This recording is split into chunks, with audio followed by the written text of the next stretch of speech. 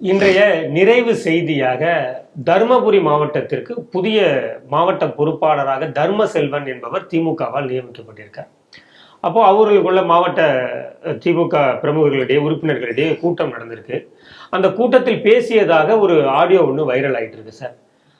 Collector நான் சொல்றது தான் கேட்கணும், எஸ்பி நான் சொல்றது தான் கேட்கணும், இவங்க 2 பேருமே நான் சொல்றதெல்லாம் கேட்குறேன்னா அப்புறம் நீயே பார்த்துக்க, இவங்க எல்லாருமே நம்ம சொல்றதை தான் கேட்கணும், கேட்கலன்னா அதுக்கப்புறம் இருக்கு அப்படிங்கக்கூடிய தொனியில அவர் பேசிய வைரல் ஆடியோ ஒன்று போயிட்டு இருக்கு சார். இந்த செய்தி இதை எப்படி பாக்குறீங்க?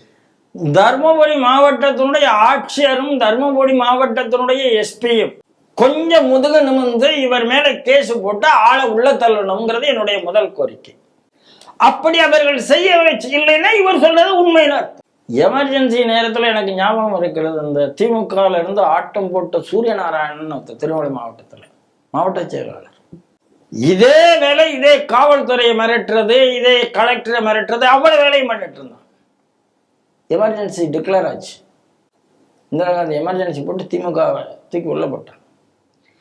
அந்த சூரிய நாராயணனை தெரு தெருவா இழுத்துட்டு வந்தாங்க ஜெட்டியை போட்டு, இதே காவல்துறை பண்ணது. இதே எமர்ஜென்சியில ஸ்டாலினுக்கு என்ன ஆச்சு, சிட்டி பாபுன்னு தெரியல, ஸ்டாலின் உயிரோட இருந்திருப்பாரு, நீங்க கதை சொல்கிறார். அதனால உங்களுக்கு அதிகாரம் இருக்குங்கிறதுனால கலெக்டர் நான் சொல்றது சொல்லணும், மாவட்ட ஆட்சியர் நான் சொல்றது சொல்லணும்னா நாளைக்கு ஆட்சி மாறினா இதே கலெக்டர் இதே அதிகாரி அங்க இருப்பா, உன்னை அன்றவரோட நடக்கணும். இது சரித்திரத்தில் நிறைவாயிருக்கிறது, நடந்திருக்கிறது.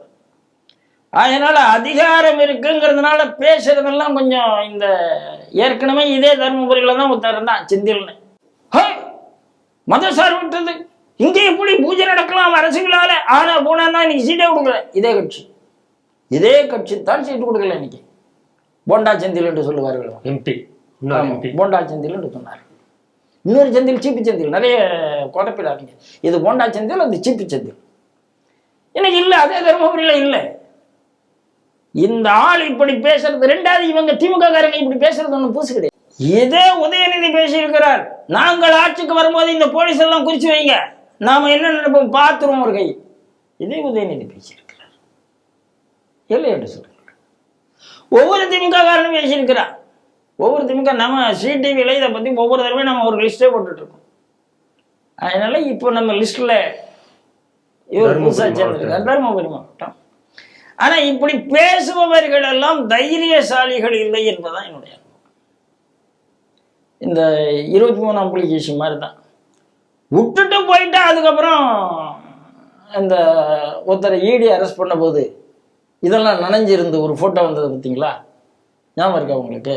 வேணா அப்படியே அந்த போட்டோவை இதில் போடலாம், அப்படித்தான் ஆகும். அதுதான் என்னுடைய பார்வை.